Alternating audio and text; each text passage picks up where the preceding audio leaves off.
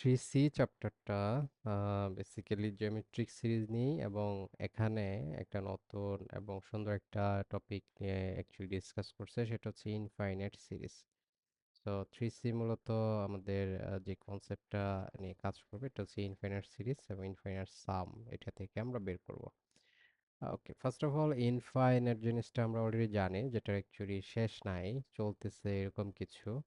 আর সিরিজের ক্ষেত্রে যেমন আমি একটা সিকোয়েন্স যদি লিখি এভাবে, এটা কিন্তু একটা এরিথমেটিক প্রোগ্রেশন এবং এটা চলতেছে।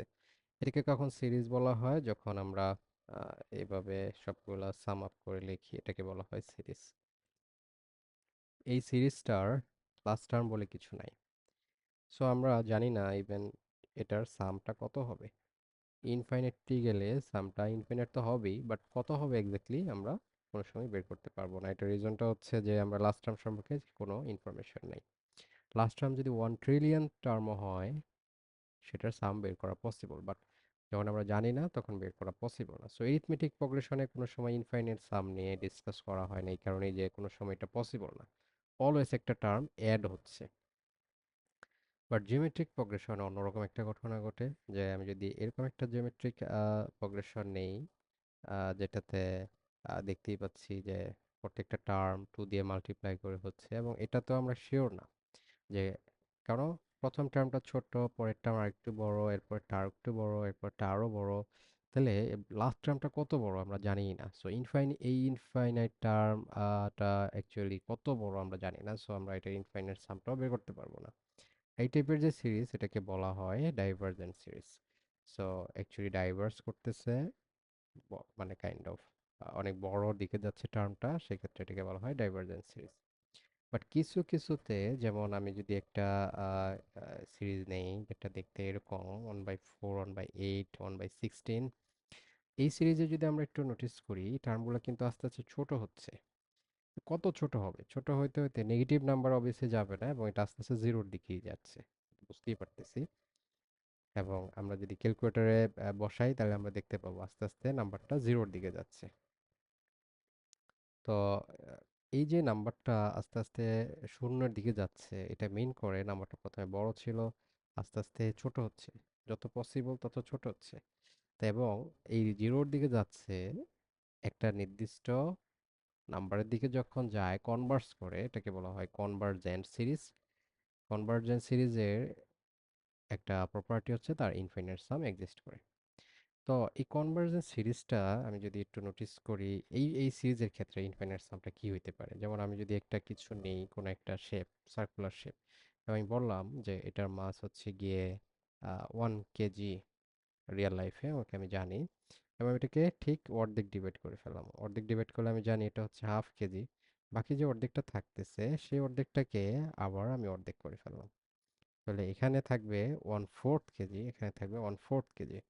সেই যে বাকি 1/4, সেটার অর্ধেকটা করে ফেললাম, তাহলে থাকবে 1/8, 1/8, এরকম করে প্রত্যেকটা পার্টের আমি শুধু ডিভাইড করতেই পারবো।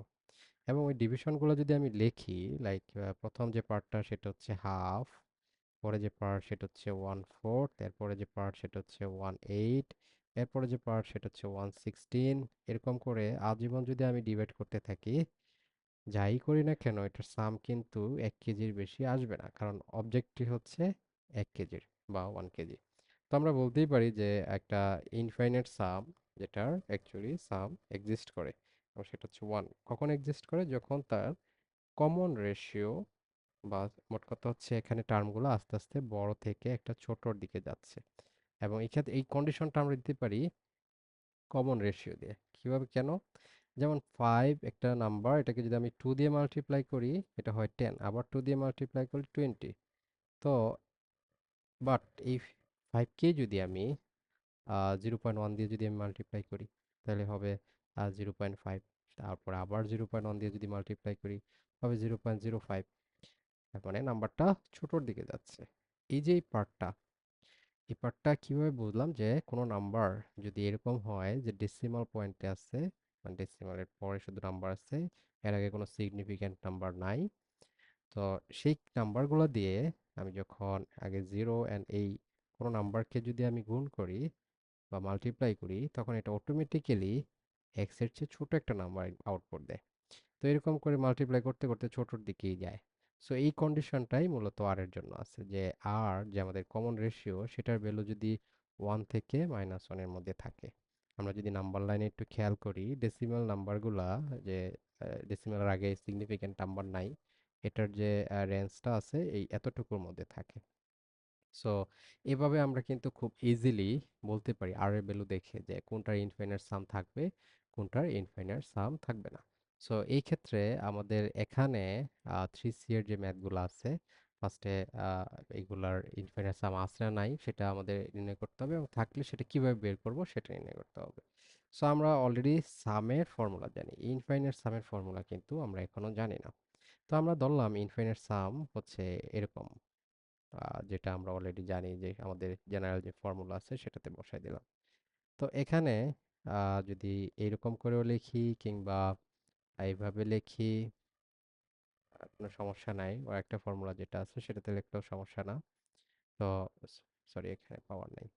তো আরেকটা ফর্মুলা আছে, a into one minus r to the power infinity divide by one minus r. একটা নিয়ে আমরা ডিসকাস করি যে এখানে দেখতেই পাচ্ছি এর কোনো অ্যাকচুয়ালি সিগনিফিক্যান্ট নাই, মাইনাস আর এর অ্যাকচুয়ালি সিগনিফিক্যান্ট আছে, সেটার পাওয়ার ইনফিনিটি অ্যান্ড এই। তো এটার পার্টটা আমরা কি লিখতে পারি একটু নোটিস করি, যে সাপোজ আমি একটা নাম্বার নিলাম যেটা -1 থেকে 1 এর মধ্যে। একটা নাম্বার নিই সেটা হচ্ছে 0.1, এটার পাওয়ার প্রথমে আমি 2 করি, স্কোয়ার করলে দেখবো এটা অটোমেটিক্যালি এরকম ছোট হয়ে গেছে। আমি যদি কিউব করি হয়তো আরো ছোট হয়ে যাবে, 4 করলে আরো ছোট হয়ে যাবে। তার মানে এখানে যদি আমি পাওয়ার অনেক বড় করি, তাহলে এটাও অনেক কি বলে, ছোট্ট একটা আউটপুট দিবে। তো আমি বলতে পারি যে এটার পাওয়ার যদি আমি ইনফিনিটি করতাম, তাহলে এটা অলমোস্ট জিরো দিয়ে দিত। সো ওই কনসেপ্ট থেকেই আমরা এটাকে নেগলেক্ট করে জিরো লিখতে পারি, যেহেতু ইনফিনিট নাম্বার যখন ইনপুট দিব r to the power almost zero চলে আসবে, তখন আমাদের ফর্মুলাটা অ্যাকচুয়ালি কনভার্স করে এটাতে। তো আমাদের ইনফিনিট সিরিজে একটাই মাত্র ফর্মুলা, সেটা হচ্ছে S infinity is equals to one minus a by one minus r. এটা ইউজ করে আমরা এই চ্যাপ্টারের ম্যাথগুলো দেখবো মেনলি। এই যে এখানে প্রথমে যে ম্যাথগুলো দিচ্ছে এগুলো হচ্ছে বলছে কোনটা অ্যাকচুয়ালি কনভার্স করে। এটা খুবই সিম্পল বের করা, আমরা জাস্ট কি বের করব, যে আর এর ভ্যালুটা বের করব, এবং আর এর ভ্যালুটা যেমন নাম্বার 2 এর জন্য 1 এর 2, যদি আমি second term by first term করি আমি পাচ্ছি 2। So r should B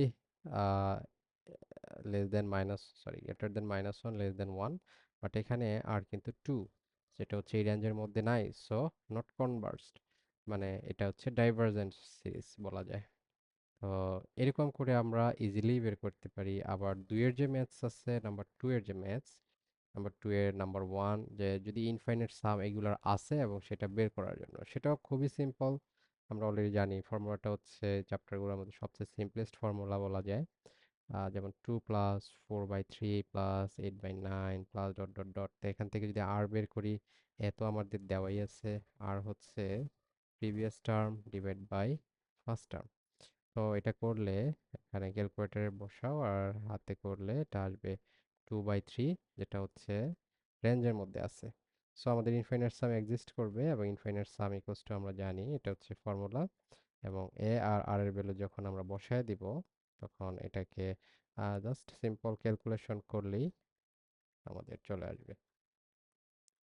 so এটা হচ্ছে আমাদের সাম।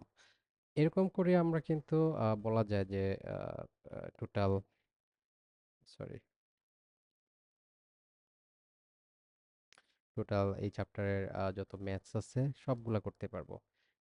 আহ, যেমন যেগুলো ওয়ার্ড প্রবলেম আছে সেগুলোতে জাস্ট আমাকে কি করতে হবে, ওয়ার্ড প্রবলেমগুলোতে ম্যাথ অনুযায়ী দুইটা ইকুয়েশন বসাইতে হবে, এ আর এর ভ্যালু হয়তো বের করতে হবে বা যেহেতু, বাট ফর্মুলেশনটা করতে হবে কোশ্চেনে দেওয়া অনুযায়ী। বাট এই ফর্মুলা পর্যন্ত জানা থাকলে আই গেস এই চ্যাপ্টারটা খুব ইজি হবে।